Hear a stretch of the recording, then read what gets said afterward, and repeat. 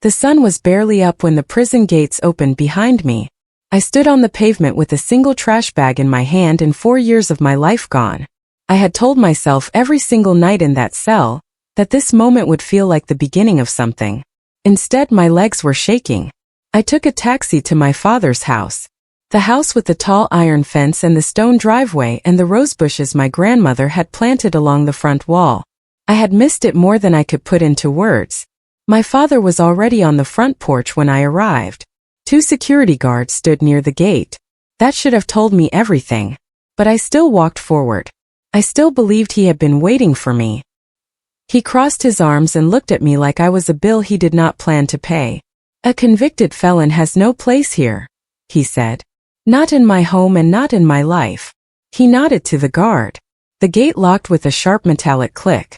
"My name is Tessa Rowan. And the man who just made me homeless is the reason I went to prison in the first place." 4 years earlier, I had been sitting at my desk in the finance department of Rowan Construction when 2 federal investigators walked through the front door. I watched them from my window as they crossed the lobby.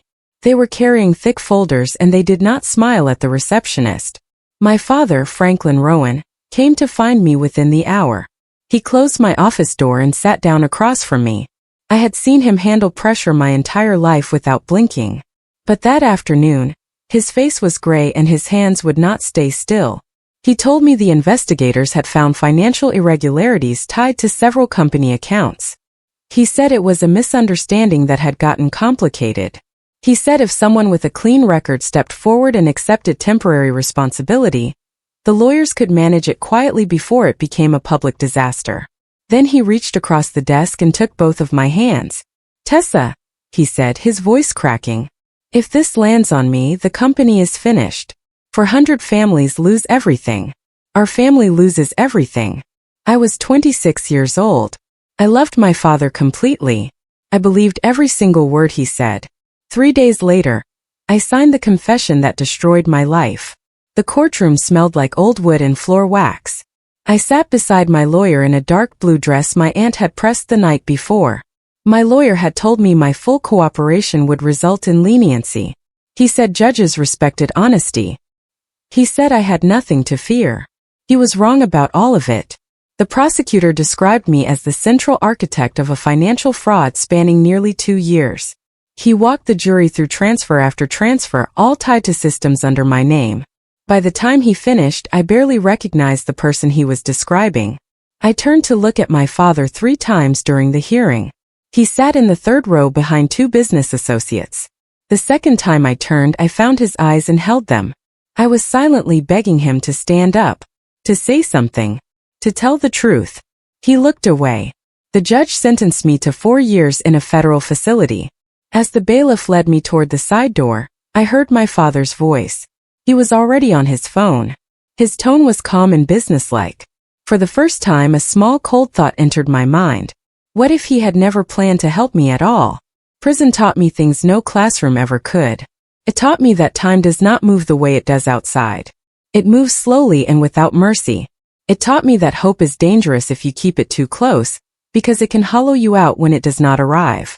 My mother wrote letters for the first 6 months. My younger sister Nora sent 2 cards. My older brother Brendan never contacted me once. By my 2nd year, the letters stopped. I told myself they were busy. I told myself the silence did not mean what it felt like it meant. My father reached out exactly 1 time in 4 years. A single handwritten note on plain paper. He said the company had recovered and things were stable. He said it was best if we maintained some distance while the situation remained fresh. He said he was proud of how I was handling things.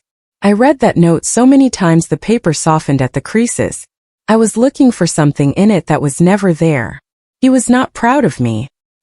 He was relieved that I had stayed quiet. There is a very big difference between those 2 things. The morning of my release, I woke before the lights came on. I lay perfectly still on my mattress and went through the plan in my head. Go home. Sleep in my old room. Eat something real. Talk to my mother. Start again slowly and carefully, the way you rebuild anything that has fallen apart. I was so certain of that plan that I had not prepared a single backup. The prison gave me a small envelope with $30 and a bus pass. My clothes from the day of my arrest still fit, barely. I took a bus across town and then flagged a taxi for the last stretch. As we turned onto my father's street, I felt something unfamiliar rise in my chest. It was lighter than anything I had felt in 4 years. I looked at the familiar oak trees lining the road and I let myself feel it, just for a moment. Then I saw the 2 guards at the gate. Then I saw my father on the porch. Then I heard what he said. And I watched my siblings standing in the background, looking at the ground, saying absolutely nothing while he told me I was not welcome. The taxi was already gone. I picked up my trash bag and started walking. The city felt enormous after 4 years in a small cell. Everything moved too fast and too loud. I walked for almost a mile before a woman outside a pharmacy helped me find the address of a nearby women's shelter. I had made a decision somewhere on that walk that I was not going to cry again, not yet. The shelter was a converted house on a quiet street. The woman at the front desk, Mrs. Okafor, handed me a towel and clean sheets without asking any questions. She showed me to a small room with bunk beds and a window over a narrow alley. It was the kindest welcome I had received all day. Job searching with a felony conviction was exactly as difficult as I had feared. I applied to 23 positions in 2 weeks. 3 called me back. None went past a background check. The only person who did not treat me like a problem to be managed was a shelter volunteer. He came in 3 evenings a week to help residents with paperwork, job applications, and legal questions. His name was Adrian Cole, and he had a way of listening that made you feel like what you were saying actually mattered. Adrian and I met properly during a job skills workshop he ran one Thursday evening. Most of the other residents drifted out after an hour, but I stayed. He noticed I kept rereading the same page of the handout, and he asked me what was actually on my mind. I told him the short version. 4 years. Financial fraud at my father's company. Confession to protect the family. Released 3 weeks ago. Father's house. Guards. Gate. Trash bag. He listened to all of it without interrupting. When I finished, he was quiet for a moment. Then he asked the question that changed everything. Did you ever personally review the evidence they used to convict you? I started to say yes, then stopped. The truth was that I had signed my confession before the investigation had even finished building its case. My lawyer had told me early cooperation was the smartest move. I had taken his advice without asking to see the underlying documents. I had never looked at the actual transaction records. I had never verified exactly which accounts were involved or when the transfers had taken place. I shook my head slowly. Adrian turned his laptop around to face me. Then maybe, he said quietly, that's where we start. Adrian helped me file a public records request for the full case file. The documents arrived 11 days later in a thick envelope. We spread everything across the resource room table on a Sunday afternoon when the shelter was quiet. The records were detailed. Dozens of transfers. 18 months of activity. Every single transaction routed through login credentials registered under my name in the company's financial system.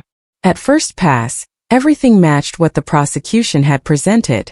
But as I worked through the timestamps more carefully, something began to feel wrong. Several of the largest transfers had taken place on specific dates I could verify by external records. One happened on a Saturday in March when I had spent the entire day at the hospital with my mother during a medical emergency. Her admission records could prove exactly where I was. Another occurred on a Thursday when my entire department had attended a mandatory off-site training day, logged in the company's own HR system. I had not been in the office on any of those days. But according to the records, my credentials had been used actively during every single one of them. Adrian looked up from the papers. He did not say anything immediately. He did not need to. We were both thinking the exact same thing. After I left the shelter that night, I could not sleep. I lay on the bottom bunk staring at the springs and tried to work through what the timestamps meant. Maybe the system clocks had been wrong. Maybe there was some technical explanation I was missing. But the more I tried to find an innocent answer, the more the facts pushed back. The next afternoon, Adrian came early. He had been doing his own research overnight. He slid a printed document across the table before he even sat down. It was a collection of regional business articles about Rowan construction from the past 4 years. The company had not simply stabilized. It had exploded in size. New offices in 3 different cities. major contracts with 2 county governments, a development portfolio that had grown from 6 properties to over 30. My father was being featured in business publications as a model of resilience. I sat with those articles for a long time. The same fraud investigation that had sent me to prison had somehow created perfect conditions for his business to thrive. The scandal that destroyed my life had been a launching pad for his. That was not a coincidence. That was a structure. We went back to the company's public financial filings and looked at them with fresh eyes. Buried inside a set of annual reports from the 12 months following my arrest were references to 4 subsidiary companies I had never heard of during my time at Rowan Construction. Their names were bland and forgettable. Their stated purposes were listed in vague, general terms. But every single one of them had been incorporated within 6 weeks of my arrest date. Adrian cross-referenced the subsidiary names against state business registration records. 3 of them shared the same registered agent. A small legal office that had no public website and only one name associated with it. We could not see the internal account activity yet.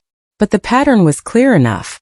Within weeks of my arrest, pulling the federal investigators' attention toward me, a completely separate financial structure had been assembled and put into operation. It had moved quietly and stayed out of public view throughout my entire prison sentence. The fraud case I had confessed to was not the main event. It was the cover. Whatever my father had really been doing with the company's money, he had needed the investigation to stop with me. And it had. For 4 full years it had stopped completely. I needed to see my father's face when he saw me. Not because I thought he would confess anything. Franklin Rowan had not built a business by saying things that did not benefit him. But I wanted to look him in the eye and understand whether any part of him registered what he had done. I took 2 buses to Rowan Construction headquarters. A tall glass and steel building downtown with the company name in raised bronze lettering above the entrance. I had walked through those doors every workday for 3 years. The receptionist was new. She had never seen me before. When I gave her my name, she picked up the phone, spoke quietly, then told me Mr. Rowan was unavailable and had no openings that week. I stepped back but did not leave immediately. Through the glass partition, I could see the long corridor that led to the executive offices. A figure appeared at the far end. He stopped walking the moment he saw me. My father stood there for 4 full seconds. He looked at me the same way he had at the gate, like I was something he had already finished dealing with. Then he turned and walked in the opposite direction without any change in his expression. No guilt. No recognition. Nothing. That evening, Adrian messaged me and asked me to come to the resource room the following morning. He had found something in the trial documents and wanted to go over it carefully before saying anything about it. I arrived before he did. When he came in, he opened the original evidence log directly to a page near the end and pointed at a section near the bottom. It was a line referencing the financial accounts used in the fraud. The accounts had been tied to a trust structure. That detail appeared in the prosecution's evidence list as confirmation that the funds were connected to my name. But the trust had been partially redacted in the public records version. Most of the name was blacked out. What remained visible was only the beginning. The letters T and E, and then the surname Rowan. T. Rowan. My full legal name is Tessa Eleanor Rowan. I sat back and looked at those 3 letters for a very long time. Adrian wrapped his hands around his coffee and waited while I processed what I was looking at. The trust used to route the fraud was not just connected to my name through login credentials. It appeared to have been registered in my name directly. Philip Abra was a legal aid attorney who specialized in wrongful conviction appeals. Adrian had worked with him before and trusted him completely. We met in Philip's office the following week and laid out everything we had gathered. Philip listened and asked precise questions. When we finished, he was quiet for a full minute.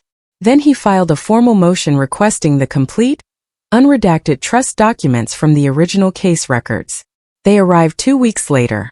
I read through them at Philip's desk while he and Adrian waited across the table. I read the first page twice, then the second. By the 3rd page, my hands had gone cold. The financial trust used to route the fraudulent transactions was not a vague entity loosely tied to my employment credentials. It was a properly filed legal trust with one single named beneficiary. That beneficiary was me. On paper, I had not just committed fraud using company systems. I had apparently done it through my own private trust fund, proof to any investigator that I had been acting entirely for personal gain. But I had never created any trust fund. I had never seen one. I had never signed anything authorizing money to move through such an account. Philip spent 3 days tracing the trust's origins. What he found was not what any of us had expected. The trust had not been created secretly or recently. It had been established 12 years before my arrest by my late grandmother, Eleanor Rowan, as a formal part of her estate planning. She had set aside a portion of her assets for me, to be held in trust and transferred when I turned 30 years old. It was a legitimate, fully documented, legally filed arrangement of exactly the kind wealthy families create regularly. My grandmother passed away when I was 19. I had known she left something for me, but she had wanted it to be a private gift, so no specific details had ever been shared with me directly. What Philip found in the estate records was the name of the person appointed to manage the trust assets until my 30th birthday. The appointed financial advisor, given full management authority over a fund belonging entirely to me, was my father, Franklin Rowan. He had been quietly in control of money that was legally mine for years before the investigation ever began. And from what we could see in the account records, that money had not been sitting still. Philip printed the account activity timeline from the trust and laid it in chronological order on the table. Seeing it as one straight line felt like watching a door open onto something you could never unsee. My grandmother passed away when I was 19. My father was assigned management of her trust shortly after. Within 2 years, the original assets had begun moving. Slowly at first, small redirections that looked like routine decisions to anyone not paying close attention. Then larger amounts. Then a full restructuring that replaced genuine assets with shell investments worth far less than claimed on paper. By the time I was 23 and starting work in the finance department, most of the original trust funds had already been redirected into my father's business. The remaining assets had been replaced with documentation that looked real but was hollow. Then, when regulators examined Rowan Construction's accounts 3 years into my employment, they found the fraud trail. It ran directly through the trust registered in my name. My father had not panicked when investigators arrived. He had simply allowed the road he had spent years building to do exactly what it was designed to do. Lead every question directly to me. We were sitting in Philip's office on a Wednesday when Adrian finally said it out loud. He had been circling the conclusion for days, the way you approach something unstable that might collapse if you step too close too fast. Tessa, he said, setting down the document, I think your father built this case around you deliberately. Not just in the months before the investigation. Over years. Philip nodded without looking up from the file in front of him. I did not say anything. I had been carrying the thought for days already but had refused to form it into a complete sentence. Hearing it spoken plainly made it suddenly permanently real. Everything we had found pointed to the same conclusion. The login credentials given to me when I joined. The management authority over my trust after my grandmother's death. The shell companies assembled during my years in the finance department. The slow redirection of my inherited assets into operations that would be traced back to me. None of it had been improvised. None of it had been desperate. It had been a plan, built with patience over years, by someone who knew exactly how much I trusted him and used that trust as the foundation for everything. Philip asked me to think back carefully to the beginning of my time at Rowan Construction. My father had suggested I join the company himself. I had just finished a 2-year accounting program. He called it a natural fit and personally handled my system registration, my access permissions, and my credentials for the company's financial platforms. I had been grateful. I thought he was investing in me. Now I sat in Philip's office and let those memories settle into their real shape. He had placed me inside the most sensitive part of his operations at exactly the right moment. He had made certain my name was attached to every system that mattered. He kept me close enough that I trusted him without question, while building the infrastructure that would redirect every criminal charge toward me when investigators came. When regulators circled the company's accounts, he did not need to improvise. The solution had been ready for years. A young woman with full access to every relevant account. A woman whose own trust fund was already woven into the fraud trail. A woman who loved her father enough to sign a confession if he asked her to. All he had needed to do was ask. I took the bus back alone. I had told Adrian I needed time to think, And he understood without me saying more. The city moved past the windows in long blurs of light. I thought about the night my father came to my office. The gray face. The trembling hands. The voice that cracked when he said my name. I had held on to that memory for 4 years as proof that he was human. That he had genuinely needed me. But he had not been falling apart. He had been performing. Every element of that evening had been calculated. The fear. The appeal to family loyalty. The promise it would be temporary. He knew exactly which buttons to press and in what order. The only way to make me say yes was to make me believe that everyone I loved would suffer if I said no. The cruelest part was that he did not need to guess at any of it. He had raised me. He had watched me my entire life. He already knew exactly what I would do. I had not saved him that night. I had finished executing a plan he had been building for almost a decade. Philip told us clearly that emotional truth and legal proof were two very different categories. Everything we believed needed to be grounded in documentation solid enough that investigators could not look away from it. So we stopped confronting and started building. Adrian and I spent the next 6 weeks in quiet, methodical work. Every document went into a secure digital folder, with physical backup copies stored separately. Every transaction record was cross-referenced against timestamps and external records proving my whereabouts on the relevant dates. Every shell company registration was mapped against my arrest timeline. Philip drafted a formal legal brief for a case review. He focused on 3 pillars: the redacted trust documents from the original trial, evidence of my father's long-term control over my inherited assets, and the pattern of subsidiary companies created immediately after my arrest. He also reached out to a journalist he trusted. Her name was Carla. She covered financial crime for a regional newspaper and had broken several major fraud stories. Philip shared enough to establish her interest. She agreed to hold the information until the legal work was complete. I sorted files each evening after my grocery store shift and tried to remember what it felt like to be building something instead of losing everything.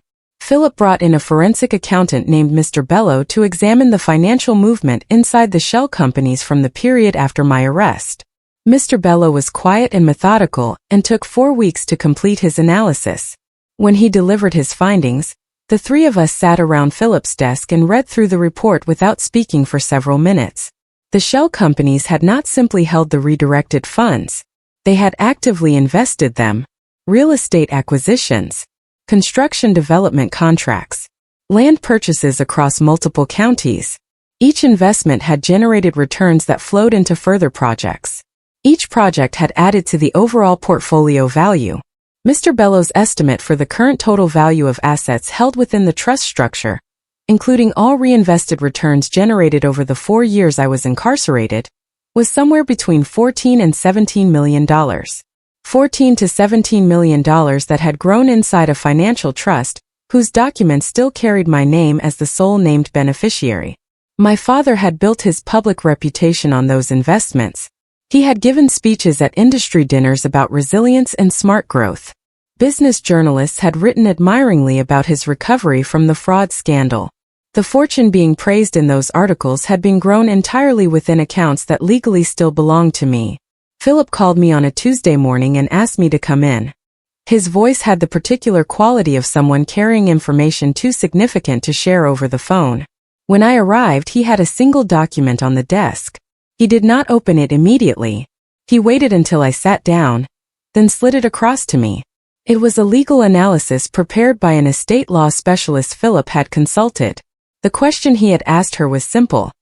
Had the Rowan family trust ever been legally transferred out of my name? Her answer was equally simple, no. My father's role gave him full authority to make decisions about the trust's assets. But transferring ownership of the trust itself, changing the named beneficiary or dissolving the structure, would have required a formal court petition, my written consent, and a judge's approval. None of those steps had ever been taken. Not once. Not for any company built inside it.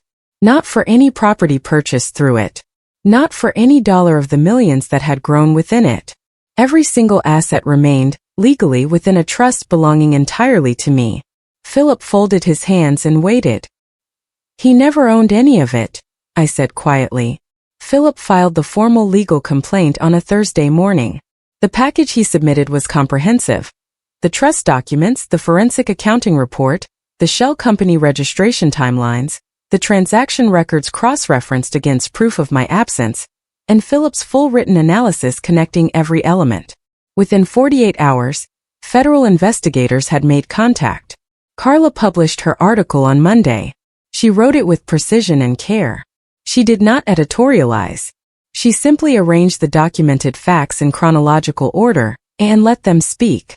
The headline was clean and direct.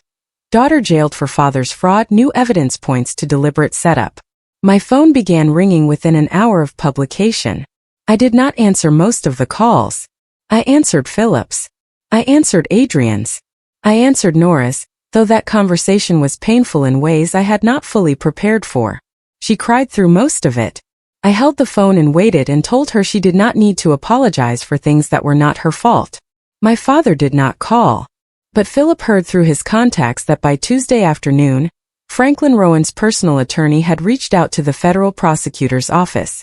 Not to cooperate, to respond to investigators who had already arrived at Rowan Construction with documentation in hand and questions that required immediate answers.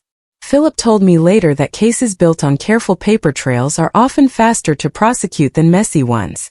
Every layer of protection the architect put in place becomes additional evidence once investigators know how to read it. Every step my father took to route charges toward me had left a footprint pointing back at him. The trust documents established his control. The shell company filings confirmed their creation dates. The forensic report traced the money. The original case timestamps proved transfers occurred on days I was demonstrably not in the office. But the most significant finding came from the third shell company's records. Buried beneath subsidiary documentation was a set of internal memos predating my arrest by 14 months. They discussed, in clear professional language, a planned restructuring of the trust accounts designed to ensure that any incoming regulatory investigation would identify the trust beneficiary as the responsible party. My father had written those memos himself and kept them in the company's filing system. He had recorded his own plan in writing. He was so certain I would never come back with the ability to look for it that it never occurred to him to destroy the evidence. That certainty was the one mistake that undid everything. The raids happened on a Wednesday. I was stocking shelves at the grocery store when my phone buzzed with a message from Adrian containing a link to a breaking news article. I read it in the back room between two shelving units. Federal agents had arrived simultaneously at 3 Rowan Construction locations. All financial records had been seized. Several senior staff members had been brought in for questioning. Every company bank account had been frozen pending investigation into fraud, asset misappropriation, and an alleged multi-year conspiracy to obstruct justice.